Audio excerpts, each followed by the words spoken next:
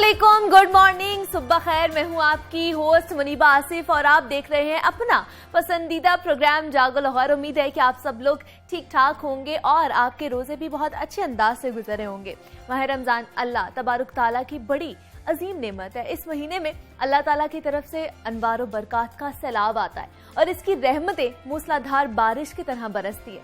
रोजे की रियाजत का भी खास मकसद और मौजू यही है कि इसके जरिए इंसान की हैवानियत को खत्म करके अल्लाह ताला के अहकाम की पाबंदी और रूहानी तकाज़ों की ताबेदारी और फरमाबरदारी का शुआर अपनाया जाए और अल्लाह के अहकाम के मुकाबले में नफ्स की ख्वाहिशात और शहवतों को दबाने की आदत भी डाली जाए और खुद को खुदा की खुशनुदी हासिल करने के लिए उसके अहकामात का पाबंद बनाया जाए। इसलिए आप लोग कोशिश करें कि ऐसे लाइफस्टाइल को अपनाएं जिससे खुदा भी राजी हो जाए और इसकी मखलूक भी आप लोगों से राजी हो जाए। आपको पता है कुछ सालों से महकमा मौसमियात तब्दीलियों के बायस मौसम की सूरत हाल संगीन होती जा रही है। गर्मी का दौरानिया मुसलसल बढ़ता जा रहा है। जमीनी, आबी और फजाई आलूदगी मौसमियाती तब्दीलियों की एक बड़ी वजह समझी जाती है।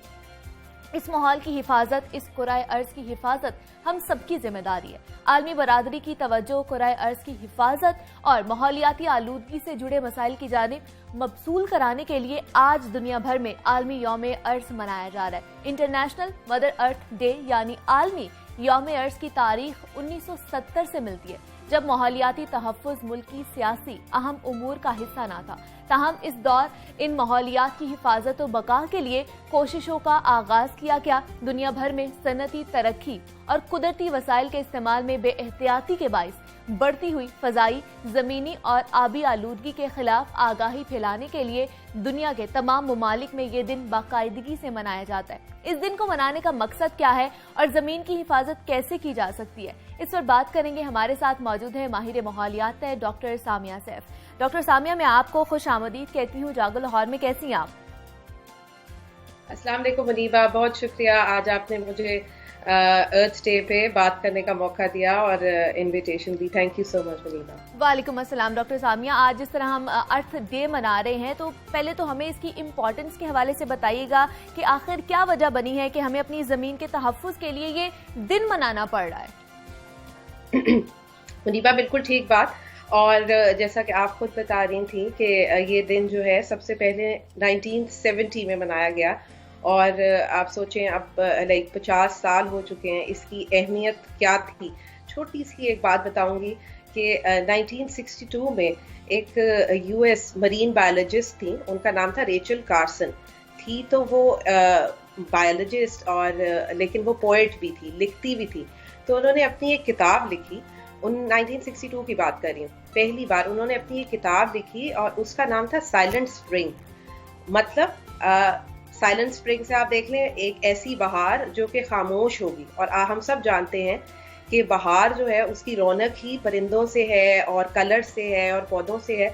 तो उनका मकसद वो किताब लिखने का ये था कि उन्होंने कहा जिस हिसाब से दुनिया केमिकल यूज कर रही है और जिस तरह से हम इंडस्ट्रियलाइजेशन कर रहे हैं, तो एक स्प्रिंग ऐसा आएगा, एक बहार ऐसी आएगी कि हमें कोई चरिंद परिंद और कुछ कलर्स नजर नहीं आएंगे। और वो बात थी 1962 की।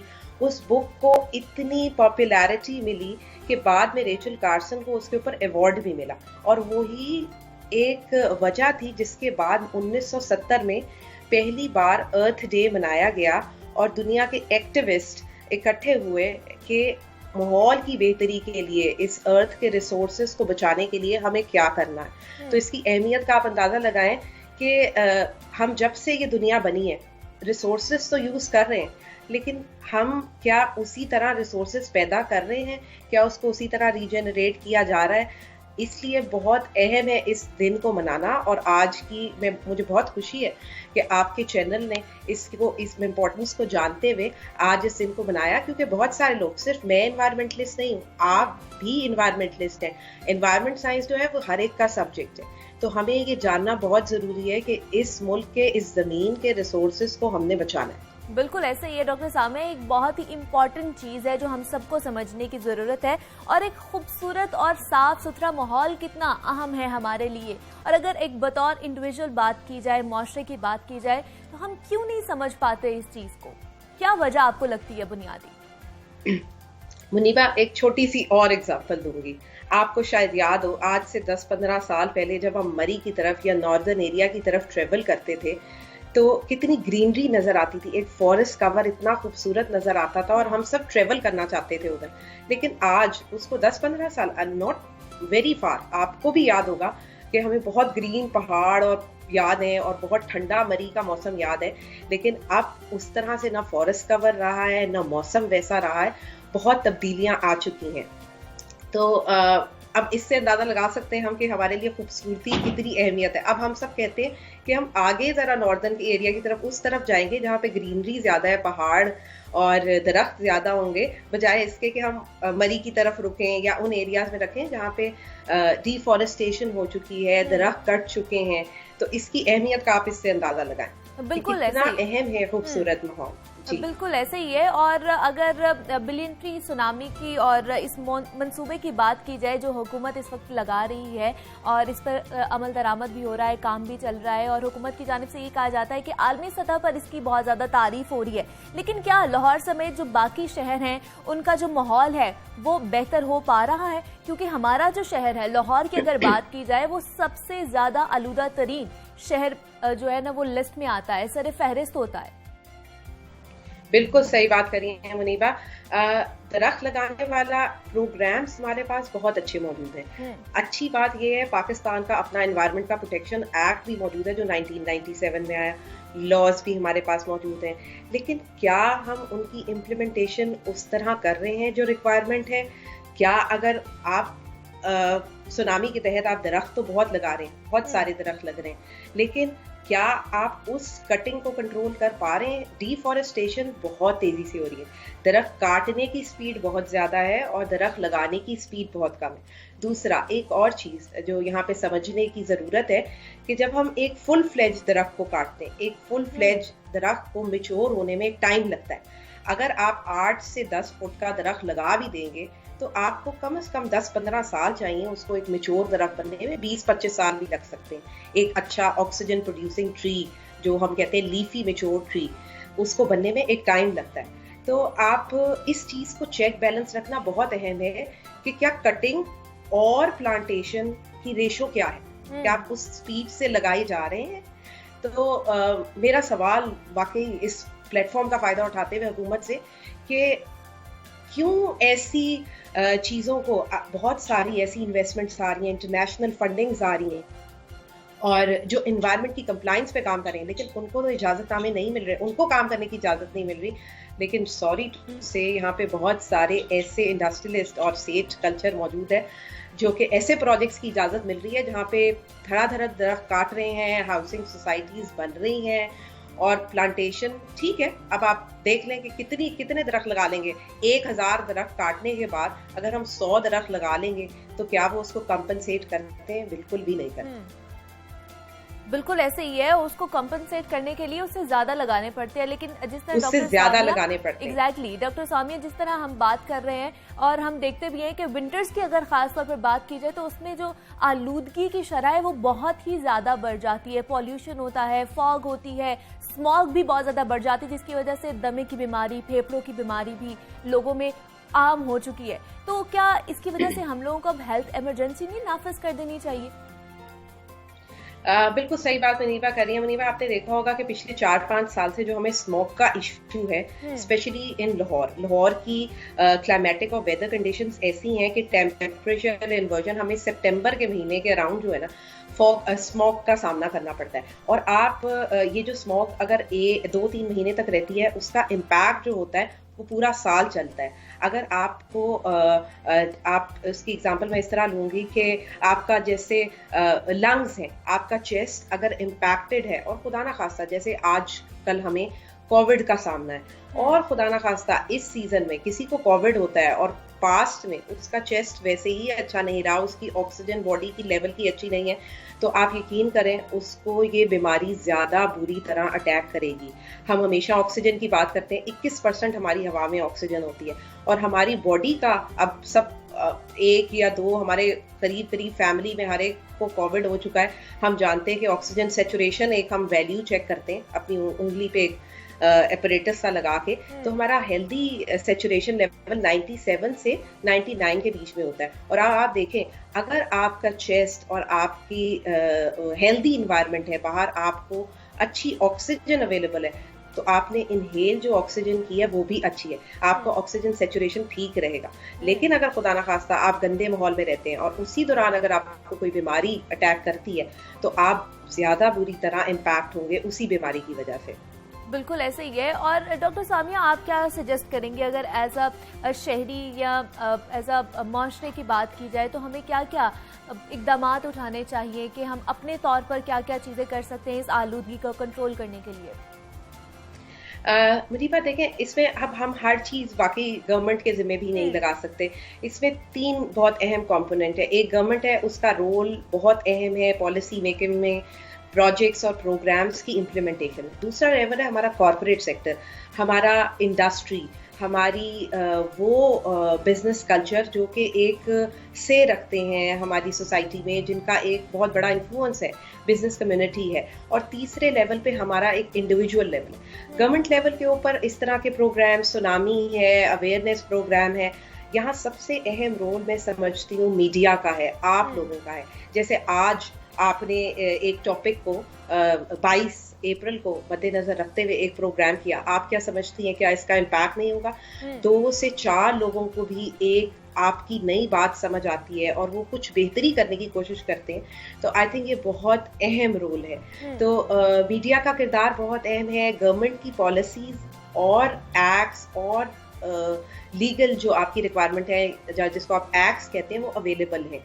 आप मीडिया के थ्रू लोगों को ये बताएं कि ये एक्ट्स अवेलेबल हैं, ये मौजूद है, हमारी कानून ये कहता है, इसके तहत सजाएं भी हैं, पेनल्टीज भी हैं, आपके फाइन्स भी हैं। तो सबसे आसान और सबसे सस्ता तरीका जो है ना, प्लांटेशन का है।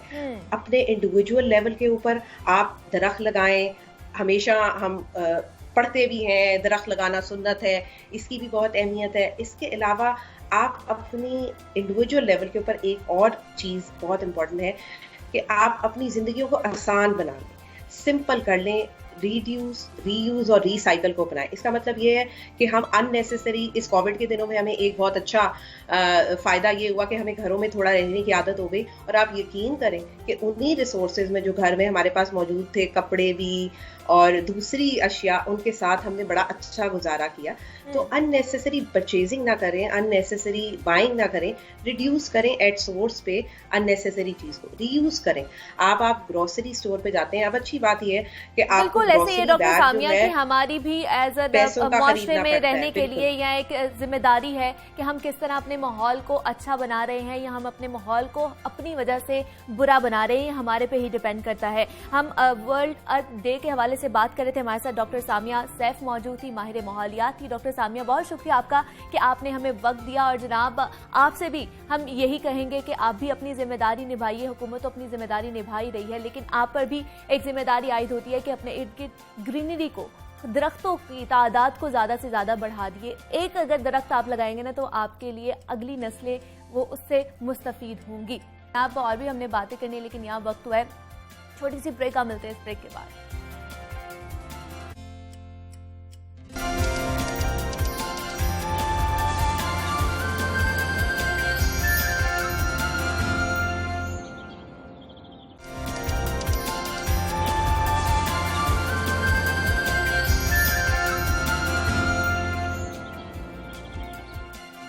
वेलकम बैक टू जागो Lahore and a very good morning. अब कुछ बात करते हैं इस मसले के हवाले से जिसने माशरे की जड़ें खोखली करके रख दी है, और वो मसला है अदम बर्दाश्त और गुस्से का। हम गुस्से में इस कदर पागल हो जाते हैं कि हमें अपनी हदूद का इदराक भी नहीं रहता। गुस्सा और अदम बर्दाश्त हमें कीमती रिश्तों की पहचान तक भुला देता है। रवा हफ्ते लाहौर में 2 ऐसे वाकयात पेश आए जिसने आवाम को हिलाकर रख दिया। लाहौर के इलाके टिब्बे सिटी में हाईकोर्ट वापसी पर खावंद ने बीवी को कत्ल कर दिया। दोनों मियाँ बीवी आपस में कजन भी थे और 10 साल से रिश्ता अज़दवाज से मुंसलिक भी थे। घरेलू नाचाकी की वजह से कुछ अर्सा पहले मकतूला सुमेरा ने खुला ले ली थी। बच्चों की हवालगी का केस चल रहा था और मुल्जिम एजाज ने साबिका बीवी को कत्ल कर दिया। दूसरा वाकया भी घरेलू नाचाकी की वजह से ही डिफेंस सी के इलाके में पेश आया, जहां सुसर ने छुरियों के वार करके बहू को कत्ल कर दिया। इंसान गुस्से में इस कदर पागल क्यों हो जाता है कि कीमती रिश्तों का खून बहाने से भी गुरेज नहीं करता? इस पर बात करेंगे। हमारे साथ मौजूद हैं माहिर नफ्सियात हैं प्रोफेसर डॉक्टर आमना मौसम हैं, डायरेक्टर हैं research Lahore college for women university. Doctor Amna, मैं आपको खुश आमदीद कहती हूँ जागो लाहौर में। कैसी हैं आप? थैंक यू मुनीबा, मैं बिल्कुल खैरियत से हूँ और बहुत अच्छा लग रहा है काफ़ी दिन के बाद प्रोग्राम में वापस आके, क्योंकि डॉक्टर आमना ये बहुत इम्पॉर्टेंट कह लें कि टॉपिक था जिस पे बात करना बहुत ही ज़्यादा ज़रूरी था, क्योंकि अदम बर्दाश्त बहुत बढ़ता जा रहा है। जिस तरह मैं अभी बता भी रही थी वाकया कि लाहौर में सुसर ने ही अपनी बहू को घर में घरेलू झगड़े पर जो है ना वो कत्ल करके छुरियों के वार से उसको कत्ल कर दिया। मतलब घरेलू झगड़ा तो एक आम सी बात हो गई हुई है कि घर में हो रहा है, लेकिन इसमें इतनी नफरत, हम इतने शिद्दत पसंद क्यों होते जा रहे हैं? क्या लगता है आपको? मुनीबा, सबसे जो अहम तरीन बात है वो ये है कि ज़्यादातर जो हमें बिल्कुल बेदरपे वाक़यात इस वक्त अपनी सोसाइटी में होते हुए नज़र आ रहे हैं वो सब हैं ही छोटे और मामूली स्केल के। हाँ। और उसका जो आउटपुट है वो हमें इतना बड़ा नज़र आता है। अब ये जैसे आप पहला केस सुमेरा की बात करिए, पहले तो एक्सक्लूसिवली मैं इन दोनों केसेस की ही थोड़ी सी बात करूँगी, क्योंकि मैं जनरल कि क्यों ये इंटॉलरेंस इतनी ज़्यादा हमारी सोसाइटी में हमें नज़र आ रही है उसकी तरफ रोशनी डालना चाहूँगी। अब देखें कि आपने एक रिलेशनशिप इतना लॉन्ग स्टैंडिंग है फॉर 10 years, बच्चे हैं आपके 3, उसके बाद आपकी जो भी मसाइल रहे, ठीक है हम उनकी बात नहीं करते, अब आप सेपरेट हो रहे हैं, अब अलहदा हो रहे हैं, the anger should comes to an end, खत्म होना चाहिए ना। लेकिन उस सूरत हाल में खुला के केस के बाद, बच्चों के सेटलमेंट के बाद, वहां पर क्या गुंजाइश ऐसी निकल आई कि मारने की नौबत आ गई। बेसिकली जो हमारी ह्यूमन केमिस्ट्री है ना वो एक एनिमल इंस्टिंक्ट है, हैवानी जिबिल्लत पे हम बने हैं बिल्कुल, और हमें तरबियत, तालीम और शऊर और हमारी सेल्फ अवेयरनेस ये हमें टेम करती है, हमें ठंडा करती है, हमें जिंदगी के आदाब सिखाती है, हमें बेहतर चीज़ों की तरफ लेके जाती है। लेकिन अभी हो क्या रहा है कि हमारा जो एक सेंट्रल पॉइंट है ना चीज़ें सीखने का अमल, वो एज अ सोसाइटी हम उससे बहुत डीरेल हो गए। वो शुरू हो रही है बच्चे की, छोटे बच्चे की तरबियत से, बिल्कुल उसको पेरेंट्स की देने वाली जो एक ख़ास तरह का एक वक्त है वो बिल्कुल ख़त्म होता जा रहा है। बच्चे जो हैं वो माँ बाप की तरबियत से ज़्यादा डिजिटल दौर से बड़े हो रहे हैं।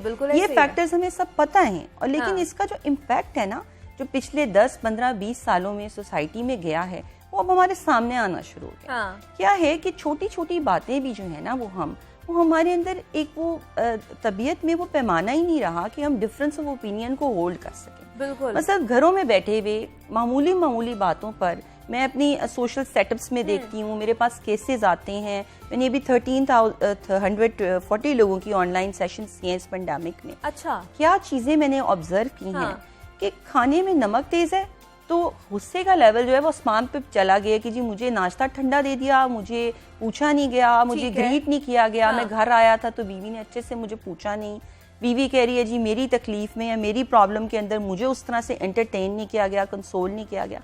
मतलब हम लोग जो हैं वो छोटी से छोटी जो बात है उसमें दरगुजर नहीं करना चाहते। बिल्कुल ऐसे हम माफ नहीं करना चाहते, हम बेस्ट लेना चाहते हैं, हम बेस्ट देना नहीं चाहते। और जहाँ पर आप माफी की गुंजाइश नहीं निकालेंगे, जहाँ पे आप चीज़ों को जो है वो ये फोरगो नहीं करेंगे कि कोई बात नहीं चलो थोड़ा सा टाइम दे देते हैं या उसका ओपिनियन सुन लेते हैं, तो वहाँ पे ये एक्सट्रीम रिएक्शन और टॉलरेंस जो है, जो इनटॉलरेंस है, उसका जो सबसे बड़ा बाय प्रोडक्ट है वो हमेशा वायलेंस ही होता है। वो हमेशा तशद्दुद ही होता है। वो साइकोलॉजिकल हो सकता है, इमोशनल हो सकता है, फाइनेंशियल हो सकता है, इकोनॉमिक हो सकता है, लेकिन वो किसी न किसी तरह का एक एक्सट्रीम रिएक्शन ही होता है। लेकिन डॉक्टर आमना, आपको क्या लगता है, आपके ख्याल में जो घरेलू झगड़े होते हैं इनकी बुनियादी वजह क्या होती है? क्या वजह है? क्योंकि हम लोगों ने देखा है कि कोरोना के इस पेंडेमिक में ही बहुत सारे केसेस इस तरह के आए हैं जिसमें घरेलू झगड़े हुए हैं और वो बातें तलाकों तक पहुंच गई हैं, खुला तक पहुंच गई हैं, तशद्दुद तक पहुंच गई हैं।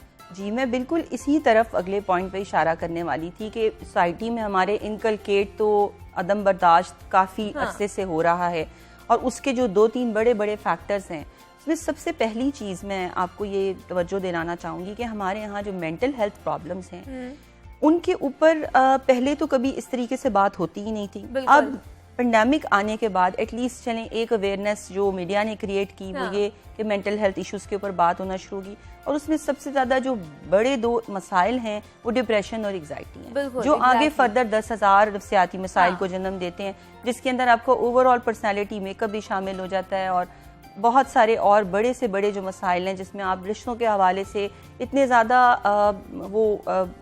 इनटॉलरेंट होते हैं कि आप किसी का भी कोई ओपिनियन बर्दाश्त नहीं कर पा रहे होते। तो एग्जाइटी और डिप्रेशन जो है ये मेंटल हेल्थ प्रॉब्लम्स 43% हमारी पॉपुलेशन रीसेंट रिसर्चेस बता रही हैं कि इसका शिकार हैं, और बच्चों में ये तादाद और एडोलेसेंस में ये तादाद बड़ों से भी दुगनी तिगनी है। और वो सोचें कि वो बड़े होंगे तो वो कहाँ जाके ठहरेंगे, तो we really need to work on it as a society. दूसरी चीज़ ये कि पेंडेमिक आने के बाद जो सिनेरियो चेंज हुआ उसमें सबसे ज़्यादा बड़ी तब्दीली ये आई कि हम जो एक सोशल एनिमल हैं, हमें लोगों से मिलना, बाहर जाना अच्छा लगता है, एक आपका पॉजिटिव आउटलेट हो जाता है कि आप लोगों में बैठे आपने दिल की बात की, कोलीग्स के साथ की, बच्चों ने फ्रेंड्स के साथ की, तो वो चीजें जो थी वो एकदम बंद हो गई। क्लॉक जो था वो स्ट्रक हो गया, और वो अचानक बंद हुआ, बिल्कुल अचानक बंद हुआ, और उसको कभी किसी ने सोचा ही नहीं था, हमारे तस्वुर में भी नहीं था कि जिंदगी का एक पहलू ये भी हो सकता है कि हम घरों में बंद हैं, कहीं रिक्रिएशन का कोई कॉन्सेप्ट नहीं है, और तमाम तर एक्टिविटीज का मरकज क्या रह गया, हमारा वो एक सेल फोन या हमारा एक मीडिया। बिल्कुल। अब जब हम उसकी तरफ आते हैं तो उसमें आप देखें कि आपको ये चीज़ इल्म में बखूबी है कि कुरान शरीफ में, हदीस में बारहा ये बात कही गई है कि बुरी चीज़ को छुपाओ और अच्छी चीज़ का प्रचार करो। हमारे यहाँ बहुत ज़्यादा एक जो ट्रेंड आ गया है ना, वो आ गया है क्राइम री-एंकमेंट सीन्स दिखाने का, ऐसी स्टोरीज दिखाने का जो कि उन लोगों को भी अवेयरनेस की बजाय एक ये ट्रेनिंग दे रही होती हैं कि आप कैसे सुसाइड कर सकते हैं, आप कैसे किसी को नुकसान पहुंचा सकते हैं, आपको पेट्रोल, रस्सी, तेल, आग कहाँ से मिलेगी, वो प्लान बता रहे होते हैं कि आप क्या क्या कर सकते हैं। देखिए, हम देखने वाले के माइंडसेट को रीड नहीं कर रहे कि वो आपके उस क्राइम री-एंकमेंट से क्या लर्न कर रहा है। बिल्कुल। लेकिन ह्यूमन साइकी ये है कि वो नेगेटिव चीज को ज्यादा लर्न करेगा, और वो पॉजिटिव एस्पेक्ट के हम ये बताना चाह रहे हैं कि इसके मुहर्रिकात क्या थे और इनसे हमें अवॉइड करना चाहिए, वो उस पहलू को इतना फेस नहीं करेगा। बिल्कुल। वो ये देखेगा कि अच्छा अगर ऐसा था तो ये भी हो सकता है। और मैंने कुछ ऐसे शोज देखे जिसमें उन्होंने इस तरह बताया कि डेड बॉडीज जो हैं उनको कैसे पराली में छुपाया, ट्रॉलियों में छुपाया, कहाँ लाके डिस्पोज ऑफ किया। तो मैंने सोचा कि ये तो मेरे जहन ने कभी इन चीजों को नहीं सोचा था, लेकिन a mind who is inquesting towards that, वो यकीनन सोचेगा कि अच्छा ये तो बड़ा अच्छा तरीका है, गंदे नाले में छुपा दो, जला दो, तेजाब में फेंक दो। तो आई थिंक कि हमें एज अ थोड़ा सा civilised nation and responsible nation थोड़ा सा इन चीज़ों को भी सोचना चाहिए कि हमें चीज़ों को किस हद तक दिखाना है, ताकि वो जहन जो कमज़ोर हैं, बीमार हैं, ना समझ हैं, वो उनसे मनफी चीज़ें मत सीखें, बजाय इसके कि हम उन प्रोग्राम्स को ज़रूर दें, क्योंकि उसको ज़ाहिर देने का एक पर्पज़ है, लेकिन उसका स्टाइल शायद हमें थोड़ा सा चेंज करना चाहिए, और उसके जो पॉजिटिव आउटपुट्स है ना उनको हमें ज्यादा फोकस करना चाहिए, ताकि उससे कुछ बेहतर चीजें हमारे सामने आए। बिल्कुल ऐसे ही है। लेकिन डॉक्टर आमना, हम जिस तरह देख रहे हैं कि लड़ाई झगड़े बहुत ज्यादा बढ़ रहे हैं, और क्या आपको लगता है कि बतौर हमारे वालिदैन वो क्या अपनी जिम्मेदारी या अपने बच्चों की तरबियत नहीं सही कर पा रहे, कि उनको समझा नहीं पा रहे कि उन लोगों को किस तरह अपने रिश्ते लेकर चलने हैं, उनको बैलेंस किस तरह रखना है? डेफिनेटली सारी जो प्रॉब्लम है उसका फिल्क्रम पॉइंट यहीं से शुरू होता है, और मैं समझती हूँ कि एज अ पेरेंट हमारी नेशन अच्छे वालिदैन बनने से काफ़ी हद तक नाकाम हो गई। अच्छा। अच्छी ब्रिंगिंग ये नहीं है कि आपने बच्चों को अच्छे से अच्छा खाना दे दिया, अच्छे से अच्छे स्कूल्स में पढ़ा दिया और अपने रिसोर्सेज के मुताबिक आपने उनको बेस्ट जो है वो अपब्रिंगिंग दे दी। टाइम, आपका क्वालिटी टाइम, और ये मुझे खुद भी एज अ पेरेंट होते हुए भी ये कहते हुए थोड़ा अफसोस होता है कि हम चाह के भी उसको नहीं कर पा रहे उस तरह डिलीवर, जैसे कि हमारे से पहले सिस्टम में हमारे पेरेंट्स ने हमारे साथ। बिल्कुल ऐसे ही है। माँ भी मसरूफ है, बाप भी मसरूफ है, सोशल एक्टिविटीज हमारी बहुत ज्यादा बढ़ गई हैं, और बच्चों की अपनी एंगेजमेंट्स भी बहुत ज्यादा बढ़ गई हैं। लेकिन अगर घर पे आते भी हैं डॉक्टर आमना, घर पे माँ बाप आते भी हैं, बच्चे भी इकट्ठे होते हैं खाने के टेबल पे भी, लेकिन गैजेट्स उनके हाथ में होते हैं। मनीबा, आजकल तो खाने की टेबल पे इकट्ठे होने का टाइम भी बहुत ही मिनिमाइज हो गया है, क्योंकि मोस्टली पेरेंट्स के और बच्चों के सोने जागने के टाइमिंग्स में इतना ज्यादा फर्क है, जिसकी वजह से वो एक साथ खाने पे बैठ के टेबल पर खाना भी नहीं खा रहे, क्योंकि वो कोई लेट आवर्स में उठ रहा है, कोई जल्दी सो रहा है। तो ये चीज़ें जो है ना, ये भी एक फैमिली टाइम को हमारे काफ़ी सारा डिस्टर्ब करती हैं, जिसकी वजह से वो कंजीनियल जो आपका एक रिलेशनशिप है ना, वो बच्चों के साथ उस तरह डेवलप नहीं होता। मैं ये नहीं कहती कि एग्जिस्ट नहीं करता, but that's you know it's towards deterioration. ये कमज़ोर पड़ रहा है. हमारा जो एक ख़ानदानी माशरती निज़ाम है जो वेस्ट में 70s में ही डिस्ट्रॉय होना शुरू हो गया था, ये इस वक्त में आके 21st सेंचुरी में हम देख रहे हैं कि हम ये फेस कर रहे हैं एज अ सोसाइटी, और हम उससे थोड़ा सा उसके बैड कॉन्सिक्वेंसेस की तरफ जा रहे हैं. अच्छा, मैं कहना इस हवाले से एक चीज़ और चाहूँगी कि हमें करना क्या, कैसे हमने इस इनटॉलरेंस को जो है वो बेहतरी की तरफ लेके जाना है, या अपना हमने खुद एहतसाबी अपना मुहासबा हमने कैसे करना है. इसके लिए मैं आपको एक मिसाल देना चाहूँ. अभी देखिए, जब हम लोग एक इलेक्ट्रिक केटल के ऊपर चाय बनाना चाहते हैं और हम उसको पानी डालकर, ठंडा पानी डालकर केटल को चूल्हे पे रखते हैं, तो उसको गर्म होने में ज्यादा टाइम लगेगा बनिस्बत उसके कि अगर हम उसके अंदर गर्म पानी डाल के रखते हैं, या हम उसके अंदर गीजर का या टैप का नॉर्मल वाटर डाल के रखते हैं. तो पानी का जैसा लेवल है उसने उतनी देर के बाद ही बेल ने बजना है कि जी पानी गर्म हो गया. बिल्कुल यही इंसान आप अगर अपने ऊपर अप्लाई करें, आप देखिए कि हम अगर बहुत सारा स्ट्रेस, बहुत सारा एग्जाइटी, अनरिजॉल्व कॉन्फ्लिक्ट्स, दोस्त के साथ झगड़ा हो गया, किसी टीचर के साथ इख्तलाफ हो गया, माँ बाप से डांट पड़ गई, सारा दिन का वो लोड अपने कंधों पर बिठाकर पूरा दिन गुजार कर उस गर्म पानी की केतली की तरह हो जाएंगे. तो क्या होगा कि एक छोटा सा इंसिडेंट, एक छोटा सा जो वाकया है जिसमें खाने में नमक तेज हो गया, या आपको किसी के बारे में कोई ये र्यूमर मिल गई कि उसने आपके बारे में कोई बुरी बात कह दी, वो आपके लिए इतनी एक बड़ी चीज बन जाएगी कि आपकी सीटी फौरन बच जाएगी और पानी छलक जाएगा, उबल जाएगा, स्टीम निकल आएगी. एग्जैक्टली. तो देखने वाले ये कहते हैं कि वाकया तो बहुत छोटा सा था, रिएक्शन इतना बड़ा क्यों आया. बिल्कुल. तो हर एक्शन का एक रिएक्शन है, और यहाँ पर हमारे पास जो सूरत हाल है जिसमें हम पहले ही इतना अंदर तक भरे हुए हैं, तो पानी का एक कतरा भी हमारे ग्लास को छलका रहा है. तो सबसे पहले जरूरी ये है कि हर दिन, हर टाइम अपने कॉन्फ्लिक्ट्स को उसी वक्त रिजॉल्व करना अपने बच्चों को भी सिखाएं. लेकिन ये तो एक बहुत बड़ा मसला है, ये कॉन्फ्लिक्ट. बहुत से लोग ऐसे भी हैं जो अपने दिल के अंदर रखते रखते रखते सालों तक वो चीजें लेकर चलते हैं, सिर्फ इस मौके में कि हमें एक मौका मिले और हम किसी को वो कर पाए, उसका जवाब दे पाए. लेकिन उनकी शख्सियत जो है वो इफेक्ट हो रही होती है और किसी का कुछ नहीं. और यही चीजें बहुत सारी नफ्सियाती बीमारियों को जन्म दे रही होती हैं, क्योंकि आप जब अपने अंदर इतना सारा कुछ इकट्ठा करेंगे तो हर एक्शन का एक रिएक्शन है, और वो चीजें आपके अंदर जो है वो एक मनफी सूरत में, गुस्से की सूरत में, तशद्दुद की सूरत में, चीखो पुकार, गुस्सा, लड़ाई झगड़ा, मार कुटाई, कत्लो गारत, हर इस एक नेगेटिव कॉनोटेशन में निकलेंगी. तो ये बहुत ज़्यादा ज़रूरी है कि हम डेली बेसिस के ऊपर अपना जो एक सेल्फ रेजोल्यूशन है वो करें, अपने कॉन्फ्लिक्ट्स को रिजॉल्व करें. और इसके साथ जो चीज़ हमें एक बहुत ज़्यादा ज़रूरी है देखना, वो ये है माफ़ करना सीखें, रवादारी सीखें, सिला रहमी सीखें. यकीन करेंगे ये रिलीजन के वो बेसिक क्रक्स हैं जो हमने बचपन में प्राइमरी जमात की किताबों में पढ़े थे और उसके बाद हम उन्हें भूल चुके हैं. बिल्कुल. ये हमारी ज़िंदगी में क्या वैल्यूज़ रखते हैं. तो ये कहने को तो बहुत सारी शायद बातों को इकट्ठा बंद करना है, लेकिन रिज़्क़े हिलाल अपने बच्चों को खिलाने से लेकर उनको ये बेसिक चीज़ों की टीचिंग्स देना कि आप माफ़ करना सीखें, आप अपने दिल में ग्रज को होल्ड रखना ना सीखें, कि किताबों से निकल के प्रैक्टिकली बताने की भी बहुत ज़्यादा ज़रूरत है. और उसके लिए हमें अपनी ज़ात की एग्जाम्पल सेट करने की भी ज़रूरत है, क्योंकि जब तक हम अपने बच्चों के सामने खुद अपने मुलाजमों को, दोस्तों को, रिश्तेदारों को माफ़ करना नहीं सीखेंगे, हमारी जनरेशन भी नहीं सीखेगी.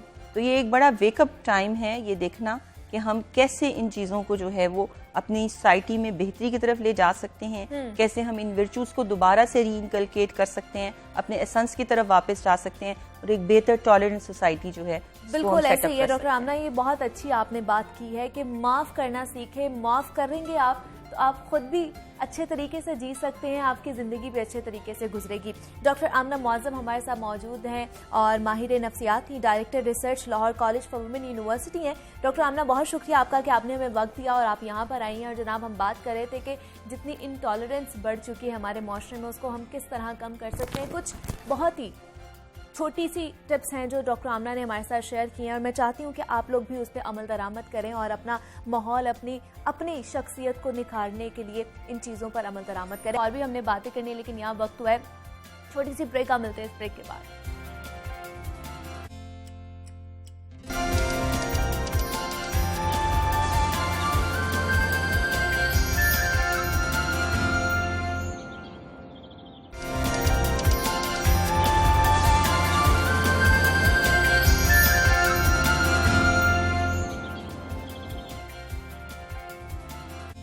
बैक टू जागो लाहौर। जनाब, पाकिस्तानी कौम का शुमार दुनिया की उन अक़वाम में होता है जो दिल खोल कर सदका और खैरात करते हैं। इंसानी खिदमत का जज्बा हम में कूट कूट कर भरा हुआ है। हकूकुल इबाद वैसे ही इस्लाम में बुनियादी हैसियत रखते हैं। इस्लामी फ़लसफ़ा हयात के मुताबिक खिदमत खल्क और रफ़ाए आमा के काम दरअसल हकूकुल इबाद को अदा करने के लिए अफजल तरीन काम है, जिनमें रमज़ान मुबारक के दौरान तेज़ी आ जाती है। आम शहरी हो या तंजीमें, वो इस काम में पेश हैं। इसी हवाले से मज़ीद इंस्पिरेशन हासिल करते हैं अपने मेहमान डॉक्टर मुश्ताक अहमद मांगिट से, जो नायब सदर हैं अल खिदमत फाउंडेशन के। उन्होंने PhD कर रखी है और नौजवान नस्ल में रज़ाकाराना खिदमात के हवाले से शऊर बेदार करने के लिए पेश भी हैं। सर, मैं आपको वेलकम कहती हूँ जागो लाहौर में। सर, कैसे हैं आप? मैं भी ठीक ठाक। सर, हम देख रहे हैं कि खिदमत खल्क और रफ़ाए आमा के काम किसी भी कौम की तरक्की के लिए जो बहुत ही अहम होते हैं, आप इस पे क्या कहेंगे, कितने अहम है और पाकिस्तान में आपको इसका कितना पोटेंशियल नज़र आता है? जी, बिस्मिल्लाहिर्रहमानिर्रहीम। सबसे पहले तो मैं आपका शुक्रिया अदा करता हूँ, आपके ग्रुप का भी और मीडिया का भी, जिनकी वजह से हमारी आवाज़ जो है बहुत दूर तक पहुँचती है और हमारा काम भी पहुँचता है, लोगों का ताउन भी हमें हासिल होता है। इसमें बहुत बड़ा किरदार जो है वो हमारे मीडिया का है, पर्टिकुलरली आप जैसे लोगों का जो हमारी बात आगे पहुंचाते हैं। जैसे अभी आपने बात का आगाज़ किया कि जो पाकिस्तानी कौम है ये खिदमत के नुक्ता नज़र से या डोनेशन या चैरिटी के नुक्ता नज़र से दुनिया की चंद टॉप की कौमों में इसका शुमार होता है। और यहाँ पर आपने भी जिक्र किया हकूकुल इबाद का। हकूकुल इबाद के लिए आप यकीन जाने कि छोटे से छोटा आदमी और बड़ी सी बड़ा आदमी, बिल्कुल ऐसा ही है, वो हर आदमी अपनी हैसियत के मुताबिक ज़रूर खर्च करता है। बिल्कुल। और रमज़ान मुबारक में तो अल्हम्दुलिल्लाह ये काम पहले से कहीं बढ़ जाता है। हाँ जी। और वो क्योंकि सवाब का ज़्यादा हमें लालच भी होता है, तो अल्हम्दुलिल्लाह लोग इसमें बहुत काम करते हैं। अल खिदमत फाउंडेशन पाकिस्तान ने आज से 30 साल पहले जब अपना ये सफ़र शुरू किया तो बहुत ही एक हम्बल सा स्टार्ट था, लेकिन 2020 तक हम सफ़र करते करते अब यहाँ तक हम पहुँच चुके हैं कि पिछले सालों में 2.4 मिलियन से ज़ायद लोग जो हैं वो हमारे 24 मिलियन लोग जो हैं वो पाकिस्तान में अल खिदमत के मुख्तलिफ प्रोजेक्ट से मुस्तफ़ीद होते हैं। ठीक है। और एक साल में अल्हम्दुलिल्लाह हमको 8 अरब रुपया आप जैसे मुखैर लोगों से, मुआशरे के लोगों से लेकर उसको प्रॉपरली चैनलाइज करके ज़रूरतमंदों तक पहुँचा चुके हैं। अच्छा, ठीक है। तो ये रकम जो कुछ भी है ये देने वाले उसी जज्बे से देते हैं कि वो अल्लाह की मखलूक की, अल्लाह के कुनबे की खिदमत करना चाहते हैं और वो अपनी ज़रूरियात को रोक कर वो ये काम करते हैं। तो अल्हम्दुलिल्लाह ये पाकिस्तानी कौम में ये बहुत बड़ा जज्बा है। लेकिन मैं आपको एक छोटी सी मिसाल देना चाहूँगा। जब ये पिछले साल मार्च अप्रैल के अंदर 2020 में कोविड शुरू हुआ और एकदम सारे कारोबार बंद हो गए, बिल्कुल ऐसे ही है। तो वो उस वक्त उन दिनों के अंदर आप यकीन जाने कि पहले से ज़्यादा लोगों ने चैरिटी की। अच्छा। जिनके पास कम था जो उन्होंने अपनी ज़रूरत का रखा और बाकी उन्होंने कहा कि नहीं आज तो मजदूर भी बेरोज़गार है, सब लोग बेरोज़गार हैं। हमें भी ओवरवेलमिंग रिस्पॉन्स हुआ। आपको सुनकर ये हैरानी होगी कि हमारा टोटल बजट शायद अरब 1.5 अरब रुपया होता था, सिर्फ इस कोविड के फंड में हमें 2 अरब से ज़्यादा लोगों ने पैसे दिए। अच्छा। और हमने लोगों की खिदमत की और उसमें राशन भी था, उसमें दवाइयाँ भी थी, उसमें टेस्ट भी फ्री किए, जो भी स्प्रे भी किए, जो भी सारे काम किए। तो अल्हम्दुलिल्लाह इस पाकिस्तानी कौम के अंदर अपने ज़रूरतमंद भाइयों के लिए हमेशा खर्च करने का जज्बा पहले से ज़्यादा रहा है। बल्कि मैं आपको थोड़ा सा इसमें ऐड ये करूँ कि सिर्फ पाकिस्तान में नहीं, रोहिंग्या के अंदर जब मुसलमानों पे थोड़ा सा नहीं बहुत बुरा वक्त आया और उन्होंने बांग्लादेश में पनाह ली, तो बहुत बड़ी तादाद के अंदर पाकिस्तानी लोगों ने उसके लिए भी फंडिंग की। और ये भी आपको जानकर खुशी होगी कि पाकिस्तानी कौम ने जो शाम के महाजरीन थे उनके बच्चों के, यतीम बच्चों के लिए तुर्की के अंदर एक और फनोस बनाया, वो भी अल खिदमत ने, वहाँ की तुर्की की ऑर्गेनाइजेशन, उसकी तमाम की तमाम फंडिंग जो है वो पाकिस्तानी लोगों ने की। तो आपकी बात दुरुस्त है कि पाकिस्तानी लोग जो हैं वो ये हकूकुल इबाद का एक अहम फरीज़ा समझते हुए इस मामले में किसी से पीछे नहीं है। बिल्कुल ऐसे ही है। और ख़ास तौर पर रमज़ान की जिस तरह आप बात कर रहे हैं, और रमज़ान के हवाले से ही है कि उसमें लोगों की ज़्यादा से ज़्यादा इस पे तवज्जो होती है कि हम ज़्यादा से ज़्यादा सदका दिए, ज़्यादा से ज़्यादा ज़कात दें और उन लोगों तक पहुँचाएँ जो मुस्तहिक हैं, जो इसके। लेकिन सर, नौजवानों के हवाले से मुझे बताइएगा उनका रफ़ाए आमा में कितना अहम किरदार है। और सुनने में ये आया है कि आप भी एक बहुत बड़ी फ़ौज कह लें नौजवानों की इकट्ठा करने में कोशा हैं। आपको ये सुनकर बहुत खुशी होगी कि इस पूरे कोविड में जब सब लोग घरों पे थे ना, तो 25 से 30 हज़ार रज़ाकार जो जिनमें 90% नौजवानों की थी वो अल खिदमत के रज़ाकार थे। अच्छा। अल खिदमत के प्लेटफॉर्म पर वो आए। ठीक है। और उन दिनों जब कोई घर से नहीं निकलता था वो स्प्रे लेकर گرجوں میں، چرچز کے اندر، ہر جگہ کے اوپر، مندروں میں، گردواروں میں، مساجد میں، درباروں پر وہ گئے تاکہ وہ کام کریں. اور آج بھی اگر آپ شام کو کسی بھی ہمارے چوک میں کھڑے دیکھو تو ہم نے ایک آسان افطار کے نام سے کام شروع کیا. تو اس کے اندر بھی ہر چوک میں آپ کو 10 سے 15 نوجوان ملیں گے جو یہ افطار ہی لوگوں کو کرواتے ہیں.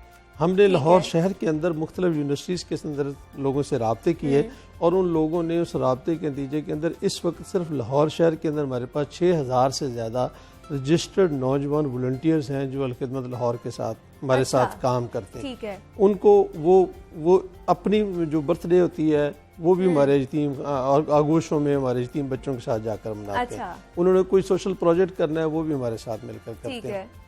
تو اس طرح سے میں یہ سمجھتا ہوں کہ جو نئی نسل کے لوگ ہیں تو وہ شاید پرانے لوگوں سے بھی زیادہ بڑھ کر کام کرتے ہیں. ہم ہر سال ایک یوتھ گیدرنگ کرتے ہیں. جو پہلے سال جب ہم نے کی 18 میں 19 میں تو ہمارے پاس بازار 1200 لوگ آئے.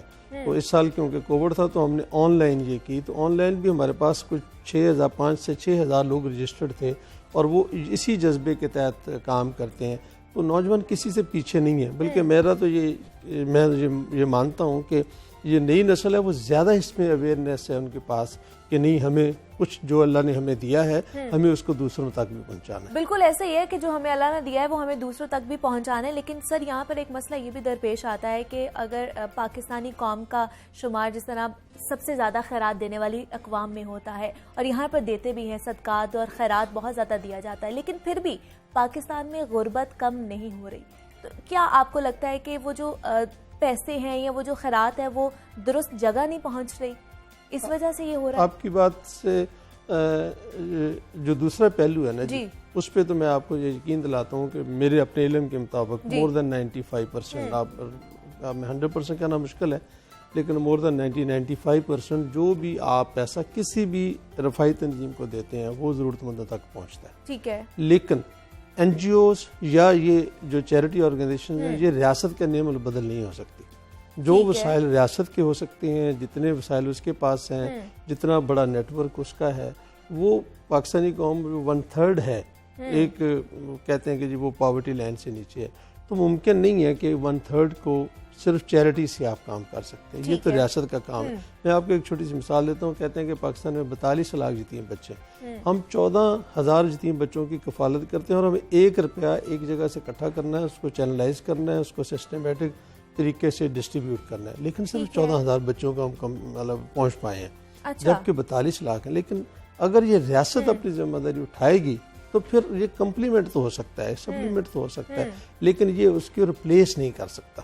بالکل ایسے ہی ہے. تو وہ آپ مطلب جتنا آپ میں اور آپ مل کر ٹیکس دیتے ہیں اس کا تو ہم اشیر بھی ہم جو ہے نا وہ چیریٹی نہیں کرتے. جو مطلب جو بھی آپ چیز خریدیں گے جو بھی آپ چیز آپ انکم ہے آپ کی سیلری ہے سارا اس میں سے ٹیکس ہے. تو حکومت پاکستان کا تو ہزاروں بلین ڈالرز کا ان کا ٹیکس ہے. پھر وہی ٹیکس نہیں ہے ڈسٹرکٹ کے بھی ہیں ریجن صوبوں کے بھی ہیں سب کو ہیں. تو جب تک ریاست اپنی ذمہ داری پورے طریقے سے نہیں نبھاتی تو یہ غربت چیریٹی کے ذریعے ختم نہیں ہو سکتی. بالکل ایسے ہی ہے. لیکن سر اگر ڈونرز کی بات کی جائے تو وہ آپ تک کس طرح عطیات پہنچاتے ہیں اور کس طرح دل کھول کر آپ تک پہنچاتے ہیں؟ دیکھیں جو اس وقت ہم الخدمت کی جو ڈسٹنکشن ہے وہ 3 ہے. ٹھیک ہے. ایک ڈسٹنکشن الخدمت کی یہ ہے کہ ہمارے ہم گفتگو جو کرتے ہیں تو ہمارے پاس جو ہمارا کینوس ہے وہ کینوس ہمارا بہت بڑا ہے کینوس ہے. تو وہ کینوس ہمارا اتنا بڑا ہے کہ الحمدللہ ہم اس کینوس کے مطابق آپ پانی میں کام کرنا چاہیں. ہمارے بہت سارے دوست آرگنائزیشن ہیں جو کسی ایک فیلڈ میں لیکن ہم الحمدللہ 7 بڑے ایریاز میں آپ ڈیزاسٹر میں کام کرنا چاہیں ہم حاضر ہیں. آپ پانی میں کرنا چاہیں آرفن کے لیے کرنا چاہیں آپ کمیونٹی سروسز کے بے شمار پروجیکٹ کرنا چاہیں آپ ہیلتھ میں کرنا چاہیں ایجوکیشن میں کرنا چاہیں انٹرسٹ فری لون میں. تو پہلی ڈسٹنکشن الحمدللہ الخدمت فاؤنڈیشن کی ہے کہ اس کا کینوس بہت بڑا ہے. دوسری اس کی ڈسٹنکشن یہ ہے کہ یہ اس وقت پاکستان کے 150 مختلف اضلاع کے اندر ہمارے آفسز ہیں جس کے اندر نیشنلی بھی اور انٹرنیشنلی بھی. ہمارے پاس جرمنی میں دفتر ہے ناروے میں دفتر ہے جاپان بھی ہمارا کانٹیکٹ ہے یو کے میں ہے. تو الحمدللہ یہ بھی ایک انٹرنیشنل نیٹ ورک ہے. ہمارے 9 مختلف ریجنز ہیں اور 25 سے 35 ہزار کے قریب ہمارے مختلف فگرز ہمارے پاس آتی ہیں. یہ ہمارے والنٹیئرز ہیں. تو ہمارا اتنا بڑا نیٹ ورک ہے جو تو آپ جہاں بھی آپ کا جی کرے کہ جی مجھے تھر کے فلاں گاؤں کے اندر نلکا لگوانا ہے تو اس کے لیے ہم حاضر. ٹھیک ہے. آپ کہیں جی گلگت کے فلاں جگہ پہ ہمیں ایک لیب بنانی ہے یا فلاں کو ایک رضائی پہنچانی ہے, اس کے لیے ہم حاضر. ٹھیک ہے. تیسری یہ ہے کہ حکومت پاکستان نے وقتاً فوقتاً بے شمار قوانین این جی اوز کو کنٹرول کرنے کے بنائے, جن کو ہم دل کی گہرائیوں سے خوش آمدید کہتے ہیں. تو کیا یہ احتیاط پر ٹیکسز کی بھی چھوٹ میں؟ جی الحمدللہ وہ ہمارے پاس ساری ایگزمپشنز ہیں. اس وجہ سے ہیں کہ ہم حکومت پاکستان کے تمام تر قوانین کی پابندی کرتے ہیں. ٹھیک ہے. اسی کی وجہ سے ہمیں 61 کی ایگزمپشن بھی ہے. ابھی اس سال مالیہ جو بجٹ پیش ہو اس میں ہمارے نام سے ہمیں ایگزمپشن ملی. ایسو سرٹیفکیشن بھی ہے, پی سی پی کی سرٹیفکیشن بھی ہے, بے شمار سرٹیفکیشنز ہیں. اس بات کا ثبوت ہے کہ ہمارا پورے کا پورا جو نیٹ ورک ہے, جو سسٹم ہے, ٹوٹلی ٹرانسپیرنٹ ہے اور as per rules regulation of حکومت پاکستان ہے. ٹھیک ہے. تو یہ 3 وجوہات ہیں جس کی وجہ سے لوگ ہم پر اعتماد کرتے ہیں کہ اچھا یہ آنیسٹی تو اپنی جگہ پہ ہر کلیم کرتا ہے, تو کیا یہ پروفیشنلی بھی یہ چیزیں جو ہیں وہ لوگوں تک پہنچانے, آپ جو بھی ہمیں دیں گی انشاءاللہ آپ کو اس کا مکمل ٹریک جو ہے نا وہ آپ ٹریک کر سکتی ہیں. اور ہم کہاں تک جا رہی ہے وہ ہماری جو عطیات ہیں ہم جن کو دینا چاہ رہے ہیں ان تک پہنچ رہی ہے کہ پہنچ نہیں رہی. تو سر مجھے بتائیے کہ پاکستان میں غریبوں کے لیے کس طرح کے پروجیکٹس آپ کو لگتا ہے کہ بنانے کی ضرورت ہے یا کرنے کی ضرورت ہے؟ اگر آپ مجھ سے ذاتی طور پر پوچھیں نا تو اس وقت میرے نقطہ نظر سے جو حکومت پاکستان کی رپورٹ بھی اس میں یہ کہ 60% پاکستانیوں کو صاف پانی میسر نہیں ہے. بالکل ایسے ہی ہے. تو ابھی مجھے ڈی اے خان جانے کے اتفاق ہو تو بالکل آپ جوہر ہے اور تالاب ہے, اس کے ایک کونے سے جانور پی رہے ہیں, دوسرے سے پیتے ہیں, وہ گھر جا کر بھی اس کو فلٹر کرتے ہیں, جو بھی انہوں نے کرنا ہوتا ہے. تو میں یہ سمجھتا ہوں کہ پانی کے منصوبے اگر ہم حکومت پاکستان سے مل کر ہم مل کر پانی کے منصوبوں میں صاف پانی مل جائے تو شاید ہمارا صحت کے اوپر برڈن جو ہے نا وہ کم ہو جائے گا. بالکل ایسے ہمارے جو پانی کے منصوبے ہیں صرف کراچی شہر میں 40 سے زیادہ ہمارے فلٹریشن پلانٹ ہیں. لاہور میں ہم نے 5 فلٹریشن پلانٹ ہمارے ہیں. تو ان فلٹریشن پلانٹ کی خوبی, فلٹریشن پلانٹ ہیں, اس کے بعد سبمرسیبل پمپس ہیں. اس کے بعد اگر آپ کو یاد پڑتا ہو تو آپ کو ڈیفینیٹلی یاد ہوگا کہ ڈی اے خان میں ایک لڑکی کا واقعہ ہوتا پانی بھرنے میں, تو اس گاؤں میں بھی ہم نے جا کر ایک اپنا ہی پلانٹ وہاں پہ لگایا. فلٹریشن نہیں ہے, وہ سبمرسیبل پمپ ہے, سولر کے ذریعے ہم لگایا. تو ہمارے پاس نلکے سے لے کر سبمرسیبل پمپ اور سولر پمپ کے ساتھ سارے کے سارے فلٹریشن پلانٹ تک ہمارے پاس موجود ہیں. تو میرا ذاتی طور پر اپنا خیال یہ ہے کہ اگر ہم یہ اویئرنیس اور یہ پانی صاف پانی کے منصوبے کام کریں تو یہ زیادہ اچھے طریقے سے اس کو, وہ جب صحت ٹھیک ہوگی تو تعلیم بھی حاصل کر لے گا اور صحت کے بورڈ نہیں ہوگا, مور اوور وہ اپنا بزنس بھی کر سکتا ہے. اور آپ کو یہ بھی جان کر خوشی ہوگی کہ ہمارا جتنے بھی ہمارے یہ پانی کے پروجیکٹ ہیں یا ٹوٹلی فری ہیں, جیسے جناح اسپتال میں ٹوٹلی فری ہے حیدرآباد, یا ہم بہت تھوڑے پیسے لیتے ہیں, 8 روپیہ لیٹر لیتے ہیں, تاکہ وہ پروجیکٹ سسٹینیبل رہے. یہ نہ ہو کہ اگلے مہینے آپ نے فری تو دیتے رہے تو بعد میں فلٹر چینج کرنے کے لیے اس کی دیکھ بھال ہی کوئی نہ کر رہا ہو. لیکن سر کہتے ہیں کہ غریب کو مچھلی دینے کی بجائے اسے مچھلی پکڑنے کا فن سکھانا چاہیے. تو کیا آپ لوگوں کے پاس وہاں پر لوگ موجود ہیں, کیا ان کو ضرورت مندوں کو ان کے پیروں پہ کھڑا ہونا زیادہ ضروری نہیں ہے کہ ان کو سکلز جو ہے ان کی ڈیولپ کی جائے؟ ہمارے پاس ایک پورا پروگرام ہے, اس کا نام مواقعات ہے. ٹھیک ہے. تو اس کا مواقعات مدینہ کے نام سے ہم نے وہ لیا ہوا ہے, اور اس میں ہم نے انٹرسٹ فری لون جو ہے نا وہ لوگوں کو 25 سے لے کر 50,000 روپے تک دیتے ہیں, اور اس میں کسی طرح کی کوئی بھی ہم کوئی ایکسٹرا منی ان سے نہیں لیتے. بڑی معمولی رقم ایڈمن کاسٹ کے طور پر 500-700,000 روپیہ ہم ان سے لیتے ہیں.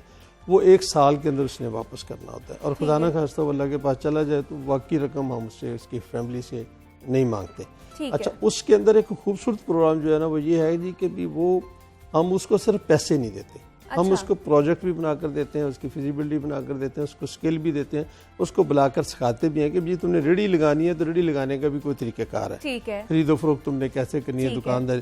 اور اس میں ایک اہم پروگرام یہ ہے کہ جو ہمارے یہ آرفن بچے ہیں ان کی ماں کے لیے ہم نے اسپیشل ان کو پیسے دیتے ہیں, تاکہ وہ اگر کھڑی ہو جائے گی تو وہ اپنے بچوں کو بھی پال سکے گی, اور وہ جو بیوگی کا ایک اس کے اوپر بہت زیادہ ایک غم ہے اس کو بھی کمپنسیٹ کر پائے گی. تو الحمدللہ وہ ہمارا ایک 7واں پروگرام کے تحت 1 of the 7th پروگرام میں وہ ہمارا ساتھ چلتا ہے, وہ ہم الحمدللہ وہ بھی چلا رہے ہیں. بالکل ایسا ہی ہے, اور ہم دیکھ بھی رہے ہیں کہ الخدمت فاؤنڈیشن جو ہے وہ دن بہ دن ترقی کرتا جا رہا ہے اور لوگوں کو سہولیات دینے میں سر فہرست رہتا ہے اور پہلے قدم پر رہتا ہے. اور ڈاکٹر مشتاق احمد مانگٹ ہمارے ساتھ موجود ہیں, نائب صدر الخدمت فاؤنڈیشن پاکستان ہے. سر بہت شکریہ آپ کا کہ آپ نے ہمیں وقت دیا اور آپ یہاں پر آئے اور خدمت کے حوالے سے ہمیں اتنی کچھ چیزیں بتا کر جا رہے ہیں. اور امید کرتے ہیں کہ آپ لوگوں کو بھی, اگر آپ لوگ بھی چاہتے ہیں کہ آپ کا جو خیرات ہیں یا آپ کی عطیات ہیں مستحق لوگوں تک پہنچیں, تو آپ ان سے رجوع کر سکتے ہیں اور ان کو بتا سکتے ہیں کہ آپ کون سا انٹرسٹ لیول ہے اور کہاں کہاں تک آپ اپنے